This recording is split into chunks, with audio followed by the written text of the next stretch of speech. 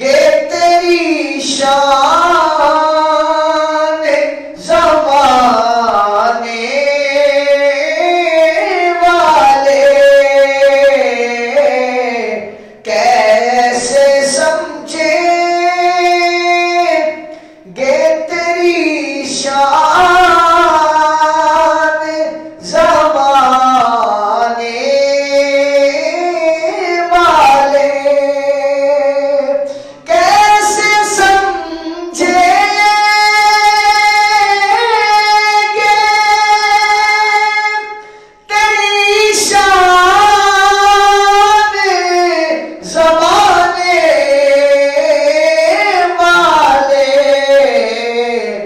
خود مٹیں گے آقا تیرا نام مٹانے والے، خود مٹیں گے تیرا نام مٹانے والے۔ اور ہر عاشق کی خواہش ہوتی ہے، عاشق بھی اپنے اس کلام میں خواہش کا اظہار کرتے ہیں، کہتا ہے جو ہی طیبہ سے میں نکلوں تو کرے یوں آقا، جو ہی طیبہ سے میں نکلوں تو کہے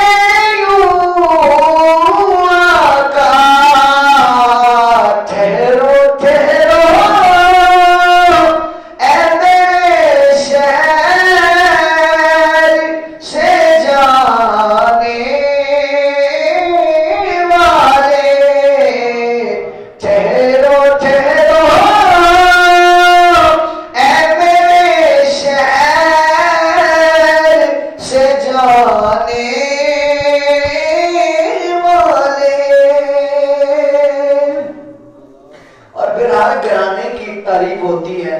جیسے آپ میں سے ہم میں سے ہر بندہ اپنے خاندان کی تعریف کرتا ہے، اور بڑے دکھ کی بات ہے، افسوس کی بات ہے، نہایت افسوسناک خبر ہے جناب محمد صغیر صاحب کی خوش دامن جو ہے کل مثال پا گئی۔ میں چونکہ دربار عالیہ بابا لال شاہ سرکار سوراسی مری والے پیر صاحب کے ساتھ ہوتا ہوں، تو ہم مری میں تھے، تو اس وجہ سے وہاں سے آنا میرے لیے ممکن نہیں تھا، وگرنہ میں ضرور جنازے میں حاضر ہوتا۔ پروفیسر علی صاحب کو، صغیر صاحب کو، اللہ ان کے جتنے بھی لوائقین نے سب کو صبر عطا فرمائے۔ تو ہر گھرانے کی ایک تعریف ہوتی ہے، پہچان ہوتی ہے، تو عاشق حضور کے گھرانے کی تعریف کرتا ہے، اور کتنے پیارے انداز میں کہتا ہے ان میں زہرا بھی ہے، ان میں زہرا بھی ہے، حیدر بھی ہے، حسنین بھی ہے، ارے کتنے اعلیٰ ہے محمد کے گھرانے والے، کتنے اعلیٰ ہے محمد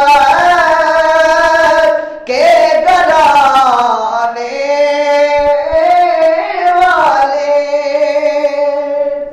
اور یہ بخاری شریف ہے، حضرت سیدہ طیبہ طاہرہ عائشہ صدیقہ ہے، آپ فرماتی ہیں حضور علیہ السلام میری گود میں لیٹے ہیں، اور میں ایک نظر حضور کے چہرے کو دیکھتی ہوں، ایک نظر چاند کو دیکھتی ہوں، اور پھر حضرت عائشہ صدیقہ جو ہے وہ چاند سے مخاطب ہو کے، آسمان سے مخاطب ہو کے کہتی ہیں یا سماء لکل قمر ولی القمر، اے آسمان ایک تیرا چاند ہے، ایک میرا چاند ہے، ایک تیرا چاند ہے، ایک میرا چاند ہے، لیکن فرمایا وخیر وخیر، لیکن یہ جو چاند میری گود میں لیتا ہے یہ بہتر ہے، لکل قمر، جو تیرے پاس قمر ہے نا، وہ جو چاند ہے اس چاند سے بہتر چاند میری گود میں لیتا ہے۔ کہا وہ کیسے؟ کسی نے حضرت عائشہ سے پوچھا، کہا اس لیے کہا تھا کہ وہ جو چاند ہے نا یہ اس چاند کی انگلی کے اشاروں پہ ٹوٹتا اور جڑتا ہے۔ حضرت عباس راوی ہے، یہ سیاق کی حدیث ہے، حضور علیہ السلام نے فرمایا، حضرت عباس کے لگے چچا جی آقا آپ سے جو ہے وہ میں ایک عجیب واقعہ نہ شیئر کروں، ایک عجیب جو ہے وہ قصہ آپ کی خدمت میں نہ پیش کروں۔ حضور نے فرمایا کہو۔ کہا تھا جب آپ کو بوڑھے میں تھے نا، میں نے ایک مرتبہ دیکھا کہ آپ انگلی کو یوں ہلاتے تو چاند ادھر ہوتا، آپ یوں ہلاتے تو چاند ادھر ہوتا، آپ یوں ہلاتے، کہنے لگے ایک مرتبہ آپ یوں انگلی کو یوں ہلایا نا تو آپ کی انگلی بالکل نیچے آ کے چاند والے چھت کی جو ہے وہ بالکل جو ہے وہ بالکل اوپری سمت میں آ گیا، اور کہنے لگے مبادہ میں یہ جو ہے ڈر کے کہنے لگا کہ کہیں ایسا نہ ہو کہ یہ محمد کا کھلونا ہمارے گھر پہ آ گئے۔ تو کہا اس لیے میں نے کہا کہ یہ ایک جو چاند ہے اس چاند سے بہتر میرا چاند ہے. ہاں جی، تو یہ وہ اس چاند کی تعریف جو ہے شاعر نے کی. جو شاعر کہتا ہے اس چاند کو دیکھنے کی کیا ضرورت ہے جنہوں نے اپنی آنکھوں میں عشق مصطفیٰ کا سرما ڈالا ہو. شاعر کہتا ہے کیا ضرورت ہے کہ کیا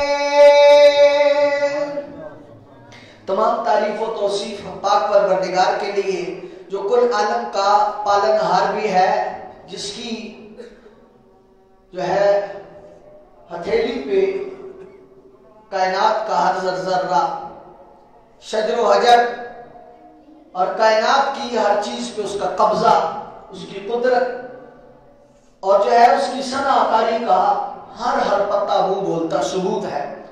اور میں اکثر کہا کرتا ہوں سب سے بڑی رب کی تعریف یہ ہے کہ وہ محمد کا رب ہے. وہ کس کا رب ہے؟ وہ محمد کا رب ہے. اور محمد کون ہے؟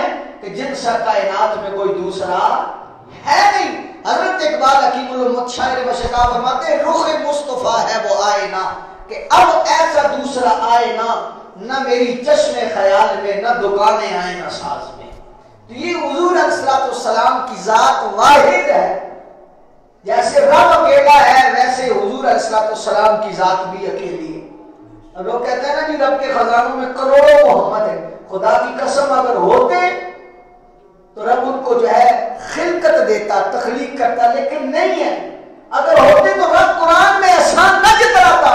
رب نے قرآن مجید میں ارشاد فرمایا لَقَدْ مَنَّ اللَّهُ عَلَى الْمُؤْمِنِينَ إِذْ بَعَثَ فِيهِمْ رَسُولًا. میں نے احسان فرمایا مومنوں پر کہ ان میں اپنا رسول مبعوث فرمایا. علامہ اسماعیل حقی علیہ الرحمہ نے اور صاحب مدارک نے لکھا ہے آپ نے فرمایا یہ احسان اس لیے ہے کہ وہ جو بھیجا جانے والا ہے، وہ جو ہستی جس کا نام نامی اس میں گرامی محمد مصطفیٰ ہے، رب احسان اس لیے جتلا رہا ہے کہ اس کے خزانے میں کوئی دوسرا محمد ہے ہی نہیں ہے. اور محبوب کبھی کسی کی جھولی میں ڈالے نہیں جاتے. کہا مومنو تم پہ احسان اس لیے جتلایا کہ محبوب رب کا ہے اور جھولی تمہاری میں ڈال دیا. اور پھر جو دیوانے ہیں، جو قدر شناس ہیں، جو قدر والے ہیں، وہ کیا کہتے ہیں اپنا معیار زمانے سے جدا رکھتے ہیں.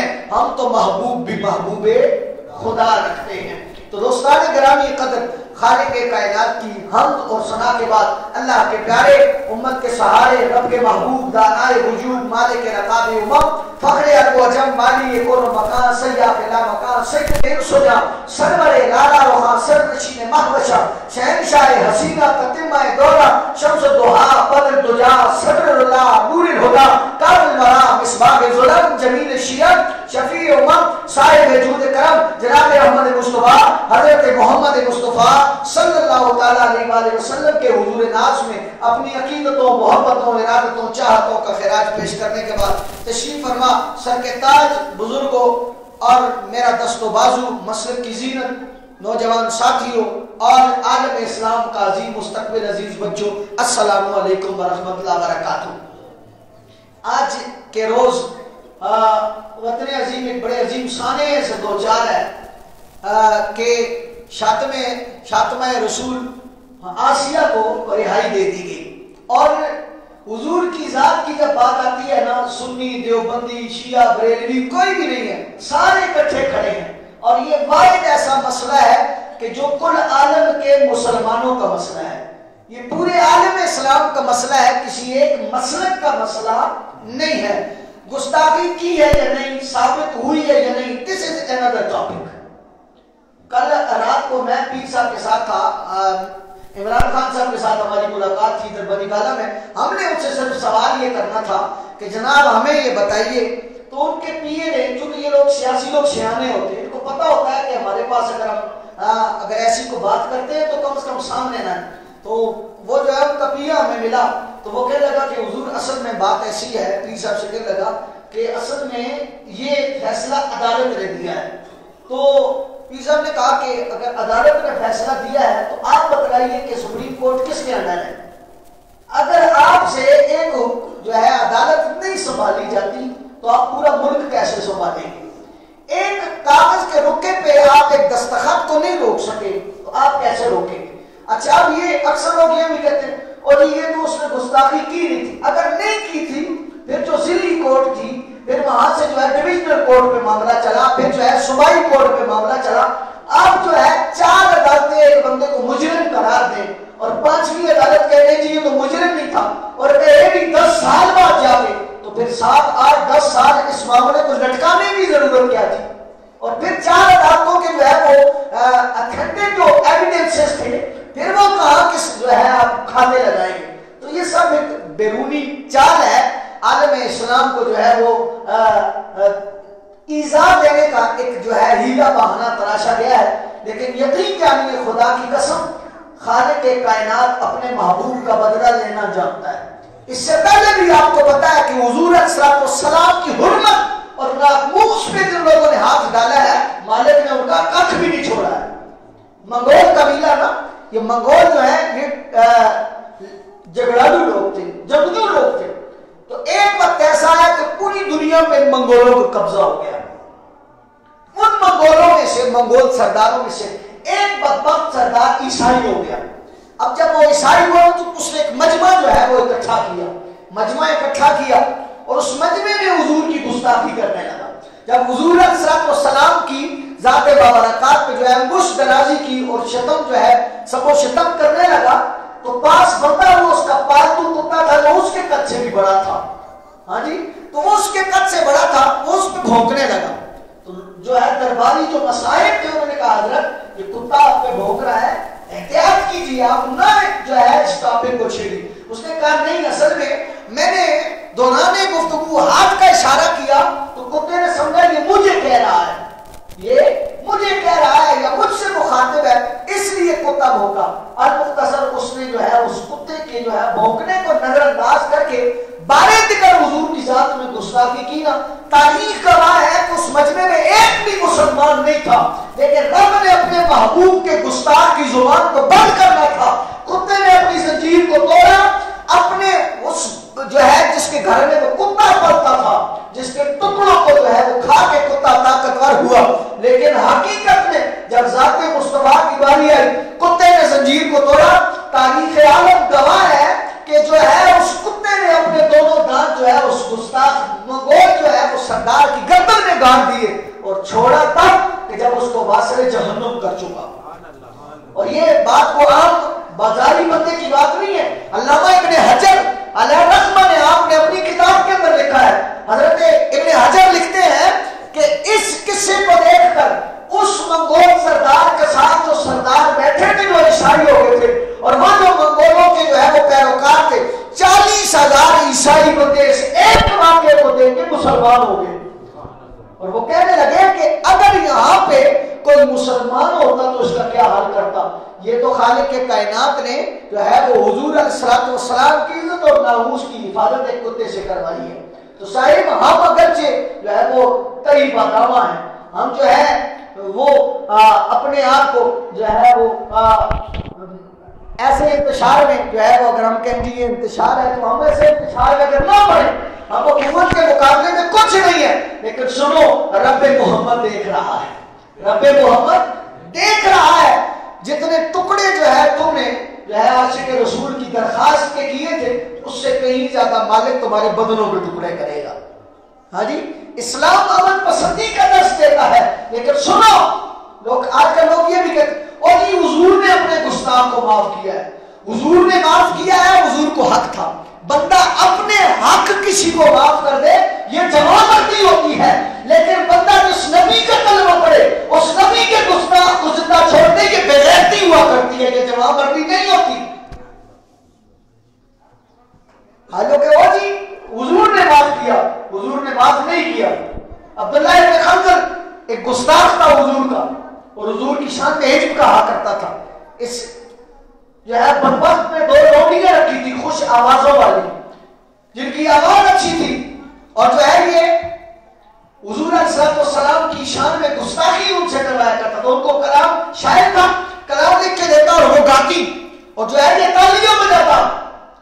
جب فتح مکہ ہوا نا تو صحابہ کرام نے جو ہے، یہ بخاری شریف کی حدیث ہے، صحابہ کرام جو ہے آپ فرماتے ہیں کہ ایک صحابی نے آ کے حضور علیہ السلام کے کان میں کہا کہ یا رسول اللہ عبداللہ ابن خنزر جو ہے وہ کھانا کعبہ کے غلاف میں چھپا ہوا ہے۔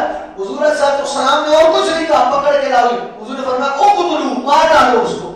یعنی حضور کا گستاخ اگر کعبے کی جھرمٹ میں بھی ہو پھر بھی واجب القتل ہے۔ اور حضور کی گستاخی جو ہے یہ کوئی ایسا گناہ نہیں ہے کہ جو قابل معافی ہو، جو قابل معافی ہو۔ لوگ کہتے ہیں جی وہ جی مولوی صاحب انتشار پھیلا رہے، ہم کہاں انتشار پھیلا رہے ہیں؟ اس وقت انتشار کہا تھا صاحب ہوش کے نہ کر لو، تم سے اور مجھ سے ہماری ایک عافیہ واپس نہ لائی جا سکی، ہم سے ہماری عافیہ صدیقی کہ جو بالکل بے گناہ تھی، جو ہماری پاکستان کی عزت تھی، جو چادر زہرا کو سر پہ رکھنے والی تھی، حقوق اسلام کی پاسدار تھی، ایک عافیہ ہم سے واپس نہ لائی جا سکی۔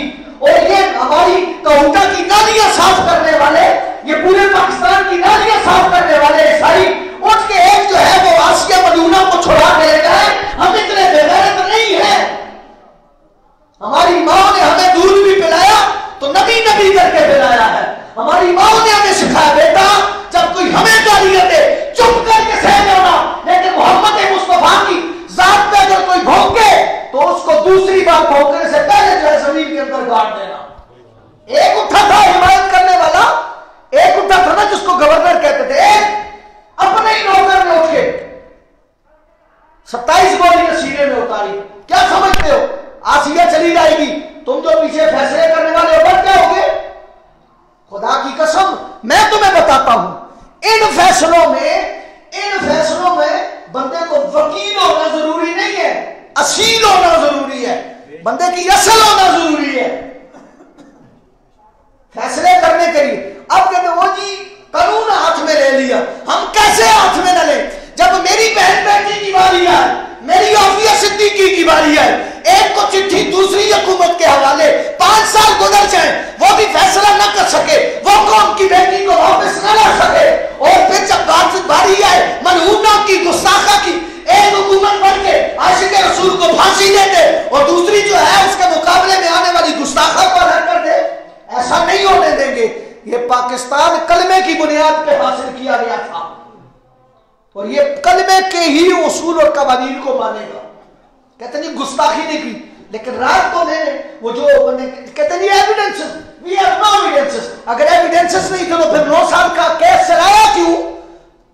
اگر ایویڈنسز نہیں تھے تو ذلی عدالت نے اس کو گستاخ قرار کیوں دیا؟ ایویڈنسز نہیں تھے تو تم نے جو ہے وہ چالان شیٹ کیوں بھری؟ اگر ایویڈنسز نہیں تھے تو پھر اس کو ایک کورٹ نے جو ہے وہ سزائے موت کا مجرم کیوں ٹھہرایا؟ اگر ایویڈنسز نہیں تھے تو پھر جو ہے کل رات کو جو ہے وہ میں سوشل میڈیا پہ دیکھ رہا تھا کہ جس بندے کی کھیت میں یہ گستاخی کا واقعہ ہوا، اس نے کہا جی میں چشمدید گواہ ہوں، میری کھیت میں یہ گستاخی ہوئی ہے۔ اب ایک بندہ چشمدید گواہ ہے، اور کیا چاہتے ہو کہ رب جو ہے عرشوں سے تمہارے لیے صحیفے نازل کرے کہ یہ گستاخ ہے؟ حضرت عبداللہ ابن عمر کے پاس ایک شخص آیا، کہا حضور گستاخ ہے، فلاں بستی میں ایک گستاخ ہے، رسول نے حضور کی گستاخی کی ہے، کیا فتویٰ دیتے اس کے بارے میں؟ آپ نے فرمایا میرا فتویٰ یہ ہے کہ جتنے بھی وہ مسلمان ہیں وہاں جو ہے شرم سے ڈوب کے مر جائے۔ کہا مجھ سے فتویٰ پوچھنے آئے ہو، تم نے پہلے گردن اڑانی تھی پھر میرے پاس آنا تھا، پھر میں تمہیں بتلاتا کہ گستاخ رسول کی سزا کیا ہے۔ کتابیں بڑی پڑھی ہیں، وہ جی نہیں کی گستاخی نہیں کی، اگر نہیں کی تھی تو میرا سوال ایک ہی ہے، اگر گستاخی نہیں کی تھی تو 4 ذیلی عدالتیں جو ہیں وہ اس کو مجرم کیوں ٹھہرا رہی ہیں؟ گواہ جو ہیں وہ چیخ رہے ہیں، پٹ رہے، لیکن صاحب اصل میں ہمارا ملک جو ہے وہ 4 روپے لے کے نا باہر سے پھر ان کے سامنے کانا پڑ جاتا ہے۔ ہماری حکومتوں کو یہ ہوتا ہے جی عالمی استعمار کو خوش کرو، لیکن یاد رکھو حقیقی خوشی تب ملے گی جب محمد مصطفیٰ کو خوش کرو گے، حقیقی خوشی تب ملے گی جب خالق کائنات کو خوش کرو گے۔ تو میں عرض کر رہا تھا ابن حجر نے لکھا کہ 40,000 عیسائی اس قصے کو دیکھ کے جو ہے وہ مسلمان ہو گئے کہ ایک کتے نے اٹھ کے جو ہے اپنے مالک کی گردن دبوچ لی، اس لیے کہ وہ گستاخ رسول تھا۔ صاحب کو اپنے ایمانوں کو جھنجھوڑو۔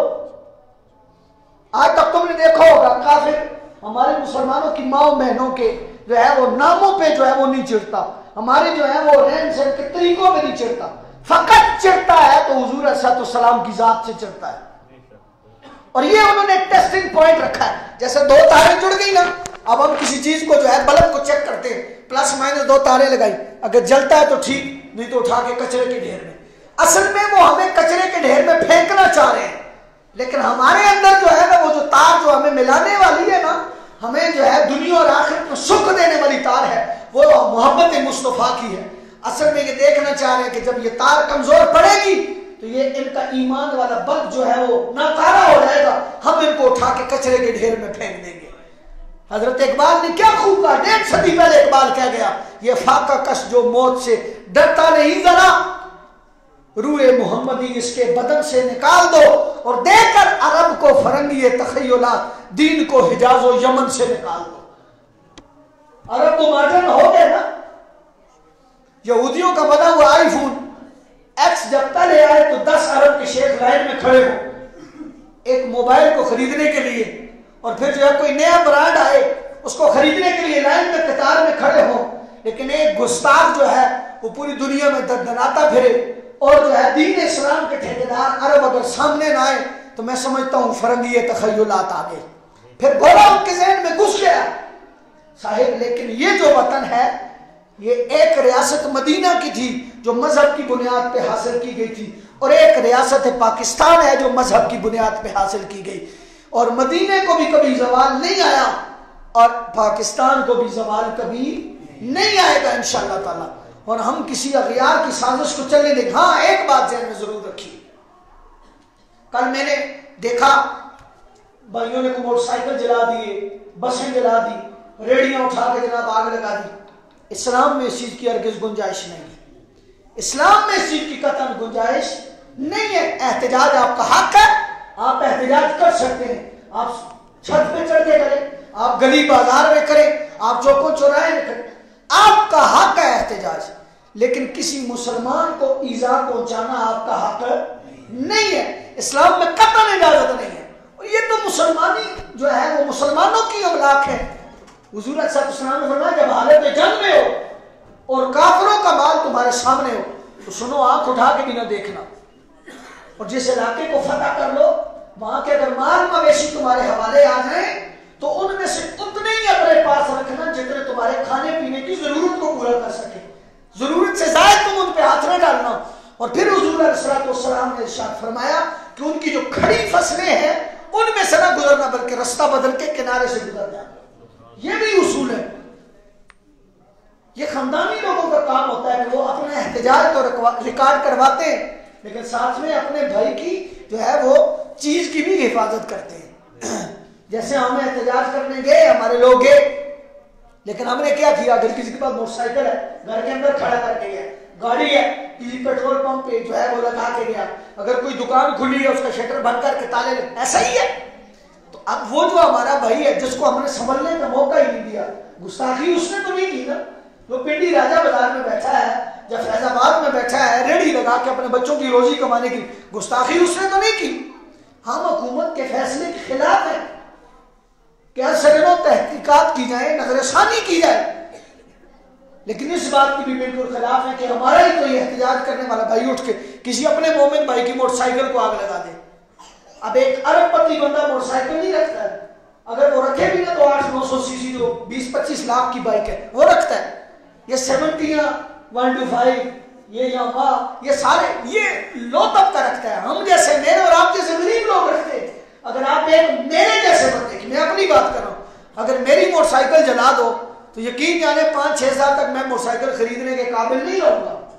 ہاں جی، اس کی وجہ ہے مسجد میں 8,000 مولوی صاحب، او جی مولوی صاحب کی بڑی تنخواہ ہے جی. ہاں جی، مولوی صاحب کی بڑی تنخواہ ہے. ہاں جی، مولوی صاحب کو فرشتہ بنا لیتے ہیں. ہاں جی، تو یہ 8-10 ہزار روپے میں گھر چلاؤں گا. میں اپنی جو ہے وہ اشیاء خوردنوش خریدوں گا، جب میں زیب تن کرنے کے لیے لباس خریدوں گا، یا جو ہے اور کوئی چیز جو ہے میں وہ پاپوش جوتے خریدوں گا جو ہے، یا دستانے ہاتھ میں ڈالنے کے لیے سردیاں ہیں میں خریدوں گا، یا کوئی شال خریدوں گا، یا میں اپنے لیے موٹر سائیکل خریدوں گا. ہاں جی، تو یہ املاک کو نقصان پہنچانا آپ کا حق نہیں ہے. نہ ریاستی طور پہ حق ہے، نہ اسلامی طور پہ حق ہے، نہ اخلاقی طور پہ حق ہے. احتجاج کرنا آپ کا ریاستی حق بھی ہے، آپ کا مذہبی حق بھی ہے، آپ کا اخلاقی حق بھی ہے کہ ہمارا سب کچھ حضور سے ہے، ہماری ساری بہاریں حضور کے نام کے ساتھ وابستہ ہے. لیکن کسی کو نقصان پہنچانا حضور علیہ السلام کی تعلیمات میں سے نہیں ہے. اور جو ہے پیر سید جماعت علی شاہ صاحب، آپ امرتسر میں خطاب فرما رہے تھے، وہاں آپ نے ایک قصہ بیان کیا امام اعظم ابو حنیفہ کانفرنس میں. آپ نے کہا کہ وہ امرتسر میں نا ایک عیسائی راہب تھا، عیسائی راہب تھا، وہ گفتگو کر رہا تھا. میں نے کہا نا ہمیں اپنی جان سے زیادہ حضور کی ذات سے پیار ہے. ایسا ہی ہے، ایمان کا تقاضا یہ ہے کہ حضور علیہ السلام نے فرمایا، یہ حضرت عبداللہ ابن عمر سے روایت ہے، آپ نے فرمایا کہ حضور علیہ السلام نے ارشاد فرمایا کہ عمر ہم سے کتنی محبت کرتے ہو؟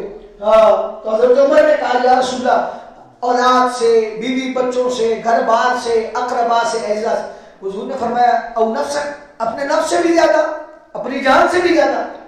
تو وہ سچے تھے نا، جب آئینہ دل دیکھا تو وہاں سے آواز رہے تھے نہیں عمر جان تو پیاری. کہا نہیں یا رسول اللہ، جان تو ابھی بھی آپ سے زیادہ عزیز لگ رہی ہے. تو حضور نے فرمایا لستا مؤمنا، عمر ابھی تک آپ مومن نہیں ہوئے. یا رسول اللہ کب مومن ہوگا؟ فرمایا کہ اس وقت تک وہ بندہ مومن ہو ہی نہیں سکتا جب تک اپنی جان، مال، اولاد، کائنات کی ہر چیز سے بڑھ کے مجھ سے پیار نہ کرے. تو وہ امرتسر میں نا عیسائی راہب جیسے چوکوں میں کھڑے ہو کے لوگ درس قرآن دیتے ہیں، درس حدیث دیتے ہیں، کوئی محفل رکھ لیتے ہیں، تو وہ چوک میں کھڑا ہوا نا تو وہاں عیسائیوں کی جو ہے وہ آبادی زیادہ تھی، تو وہ درس دے رہا تھا.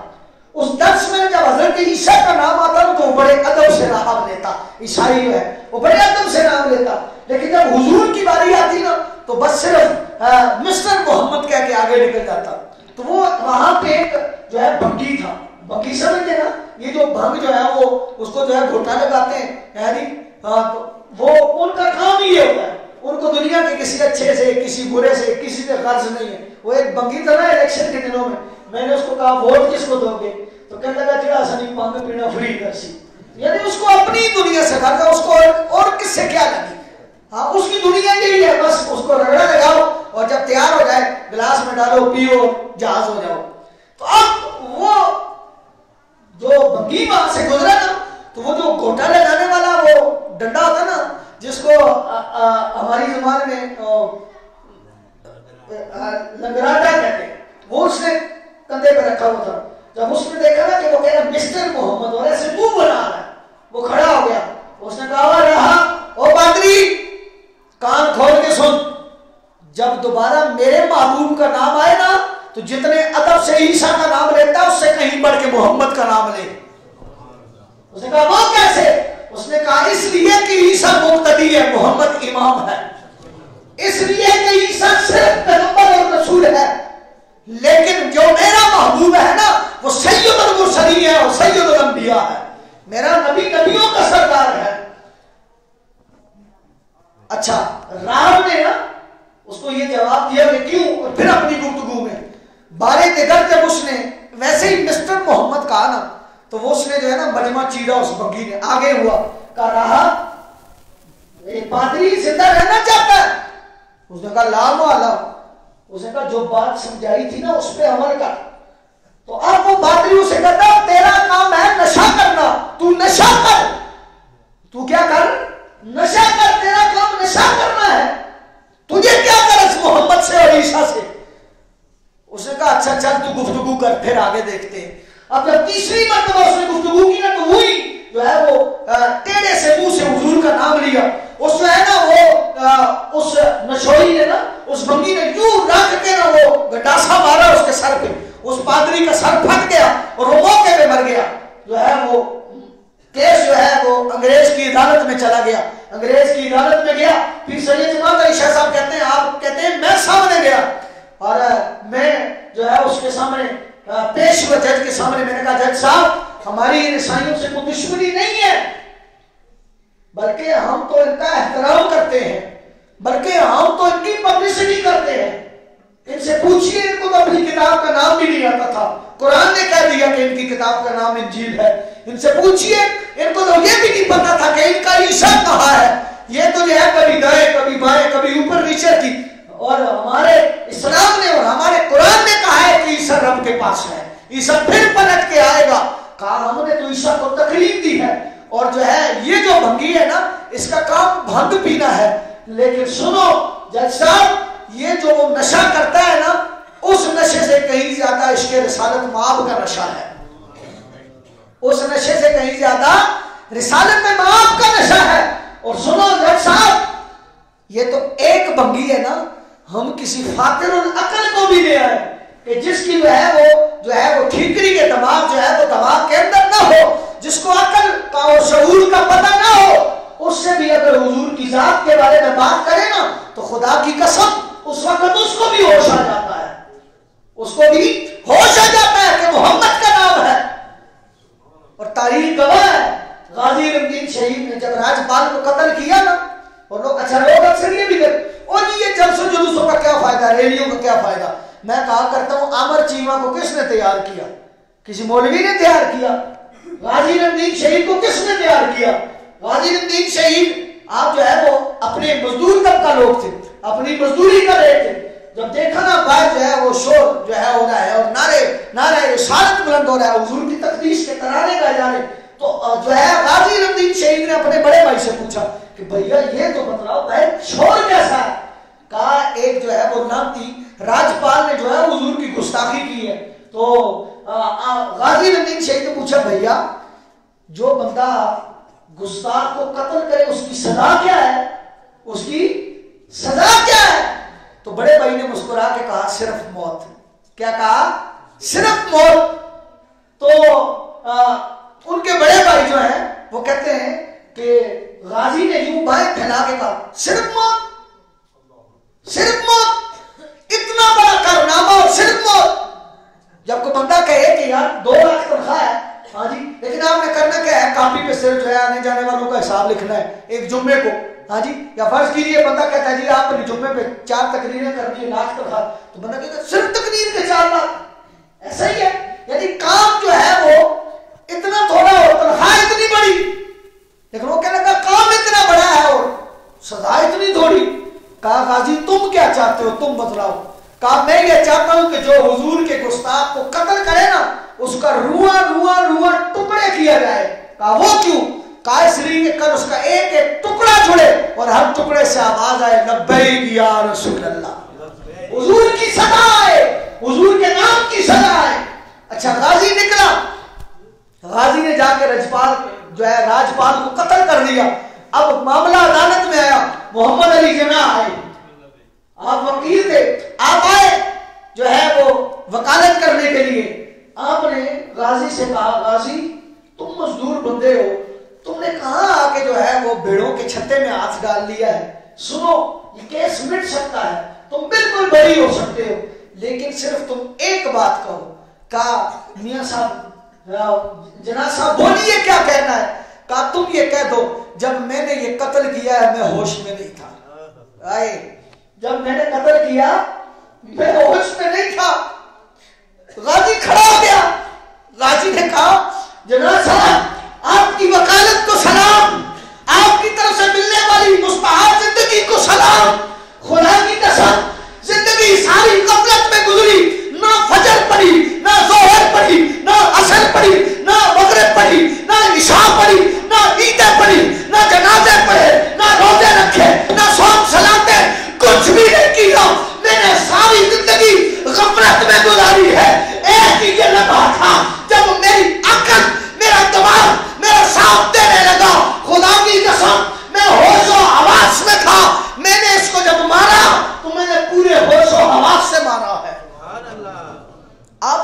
कहते हैं कि होशो हवास में नहीं था। कहा नहीं, मैं होशो हवास में था। जिंदगी की तो कुल मता ही है, जिसकी जिंदगी में हुजूर का प्यार, हुजूर की हुब, हुजूर की चाहत और हुजूर की जात से वालहाना इश्क नहीं है, कुछ भी नहीं है। लेकिन साहिब फिर बारे दिगर आखिर में आपसे अर्ज कर रहा हूं, सरकारी इमलाक को नुकसान पहुंचाना, मोमिन भाई की इज्जत आबरू को जो है वो सबो शतम का निशाना बनाना, और फिर जो है किसी भाई के खड़े मोटरसाइकिल को आग लगा देना, किसी गरीब के ठेले को लात मार के उसमें बड़ा फरूज जो है वो नालो नदी की नजर कर देना, या जो है वो उठा के जो है वो खाना पीना जो है शुरू कर देना, ये सारी बातें इस्लाम में नाजायज है। एक रिवायत ये भी है कि जिस शख्स ने किसी मोमिन भाई के 1 रुपया जो है वो कर्ज लिया, क्या लिया? कर्ज, 1 रुपया उससे कर्ज लिया, दिरहम और दीनार के लफ्ज है, 1 दिरहम और दीनार कर्ज लिया और उसको लौटाए बगैर वो मर गया। क्या लिया? कर्ज। कर्ज बंदा इजाजत से लेता है, मांग के लेता है, उसमें चोरी का शुबा भी नहीं होता। हाँ जी, कर्ज लिया, मांग के लिया, हाँ जी, लेकिन वक्त पे लौटा नहीं सका या लौटाने से पहले मर गया। कल क़यामत को उस 1 दिरहम और दीनार के बदले 750 कामिल नमाजें देगा। कितनी? 750 कामिल नमाजें उस बंदे को देगा जिसका दिरहम और दीनार उसने लिया होगा। अब जो शख्स अगर किसी का मोटरसाइकिल चलाता है, 40,000 का मोटरसाइकिल है नया, हाँ जी, चलो सेकंड हैंड कर लो, 30,000 का है, 30,000 में कितने दिरहम आते हैं? बहुत नहीं तो 1000 तो आ ही जाएंगे ना, 1000 दिरहम तो आ ही जाएंगे। तो अब सोचो जिसने 1000 दिरहम और दीनार देने हो, उसने कितनी नमाजें उस भाई को लौटानी होगी? क्योंकि कसूर मैंने कहा गुस्ताखी उस मोटरसाइकिल वाले भाई ने नहीं की, गुस्ताखी उस रेडी बान ने नहीं की, गुस्ताखी दुकानदार ने नहीं की।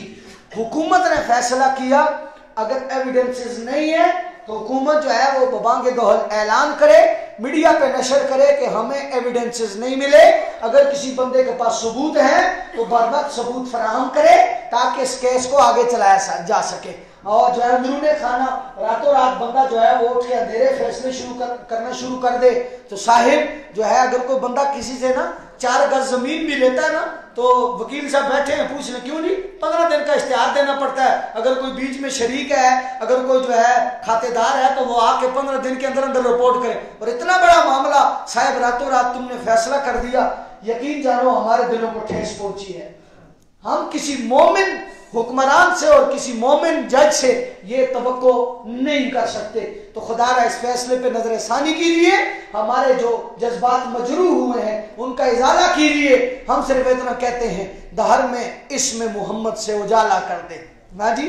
और फिर सिर्फ इतना कहते हैं कि जज साहब, वकील साहब, हुक्मरानों, जिन जिन लोगों ने जो है ये फैसला दिया है, सुन लो कि मोहम्मद से वफा तूने तो हम तेरे हैं, ये जहां चीज है क्या लोहो कलम तेरे, हमारी जानें ले लो, हमारी सांसें खींच लो, खून का एक एक कतरा नचोड़ लो, लेकिन सुनो हमारे महबूब की जात पे जो है वो जरा भी अंकुश दराजी ना करो। और हुजूर अलैहिस्सलाम की जात बाबरकात के मुतालिक जो फैसले करो उनको खुदारा पहले सोचो समझो, उनके जो है उन पे बड़ी सोच विचार के बाद अपना ईमान बचाते हुए फैसले करो। बात औकात ऐसे होता है बंदा फैसला तो कर देता है लेकिन फैसले पे जो है वो उसकी नौकरी तो बच जाती है लेकिन ईमान सलामत नहीं रहता। तो ये नौकरियां, सबसे बड़ी नौकरी कायनात की हुजूर की दहलीज का नौकर होना है। तो हुजूर की दहलीज के नौकर बनिए, कायनात की सारी नौकरियां आपके कदमों में ढेर हो जाएंगी। खालिक के कायनात मुझे और आपको हुजूर अलैहिस्सलाम का पक्का और सच्चा आशिक बनाए और एक मुहिब्बे वतन, बाकिरदार, अमन पसंद शहरी बनने की तौफीक अता फरमाए। और हुजूर अलैहिस्सलाम की जो है नामूस के हवाले से इस मामले में जितनी भी पेचीदगियां हैं खालिक के कायनात उन उक़दों को हल फरमाए और खालिक के कायनात असल वाक़या हम अवाम के सामने आश्कार फरमाए और असल मुजरिमों को कैफरे किरदार तक पहुँचाए। वमा अलैया इल्लल बलागुल मुबीन, सुन्नतें अदा फरमा दीजिए।